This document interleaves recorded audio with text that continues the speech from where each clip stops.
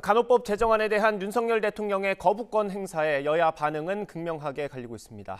김남국 의원의 코인거래 의혹에 대해선 일단 여야가 징계를 심의할 수 있는 윤리특별위원회 구성을 논의하기로 했습니다. 국회 연결합니다. 나혜인 기자. 네, 국회입니다. 네, 일단 윤석열 대통령의 거부권 행사에 대한 여야 반응 어떻습니까? 네, 일단 윤석열 대통령이 거부권을 행사한 간호법 제정안은 일단 국회로 다시 넘어와서 재의결 절차를 밟게 됩니다. 하지만 재의결은 제적위원 과반 출석에 출석위원 3분의 2 이상 찬성표가 모여야 가능해서 115석을 가진 국민의힘이 반대하면 법안은 결국 폐기 수순을 밟게 될 가능성이 큽니다. 국민의힘은 윤 대통령의 거부권 행사는 의료체계 붕괴법으로 인한 혼란을 막기 위한 불가피한 결단이라고 평가했습니다.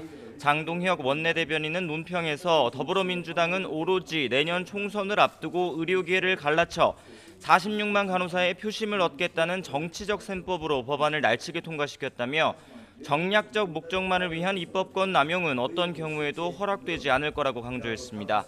더불어민주당은 송기현 원내 수석 부대표를 비롯한 소속 의원 10여 명이 용산 대통령실 앞에 달려가 규탄 기자회견을 열고 장외 여론전에 나섰습니다. 박광원 원내대표는 아침 원내대책회의에서 윤 대통령의 반복되는 거부권 행사는 가뜩이나 꽉 막힌 전국을 더 막히게 할 거라고 말했습니다. 김남국 의원의 가상화폐 투자 논란에 대해서 어제 검찰에 압수수색이 있었죠. 한동훈 장관이 오늘 국회에 출석을 했는데 어떤 얘기를 했습니까? 네, 한동훈 장관은 오늘 법제사법위원회 전체 회의에 참석하기 위해 국회를 찾았습니다. 한 장관은 앞서 김남국 의원이 자신의 가상화폐 투자 논란을 자신의 작품이라고 언급한 것을 두고 강한 어조로 비판했습니다. 김 의원이 자신의 인사청문회 때도 코인 투자를 했다는 정황을 꼬집으며 무리한 얘기라고 말했는데 직접 들어보시죠. 이번처럼 김남국 의원이 몰래 코인하다가 금융당국에 걸린 게 왜 제 작품이라고까지 하는지 저도 참 궁금합니다. 아무리 억지로 연관성을 찾아봐도 김남국 의원이 국회에서 저한테 질의할 때 코인하신 거 말고는 없는 것 같습니다. 그거 가지고 제 작품이라고 하는 건 좀 무리한 얘기 같고요.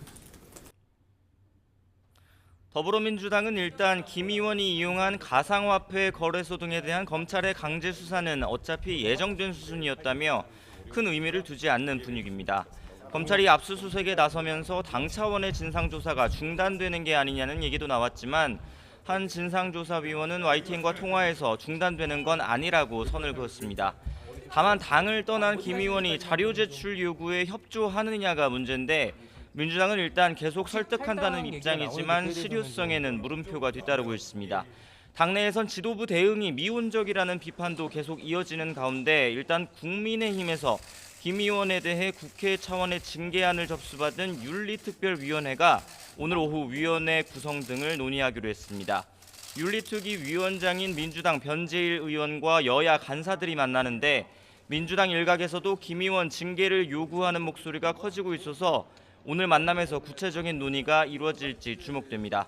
이런 가운데 자체 코인게이트 진상조사단을 꾸린 국민의힘도 오늘 오전 첫 회의를 열고 금융정보분석원과 국민권익위원회 등 관계기관의 보고를 받고 활동 계획을 논의하고 있습니다. 지금까지 국회에서 전해드렸습니다.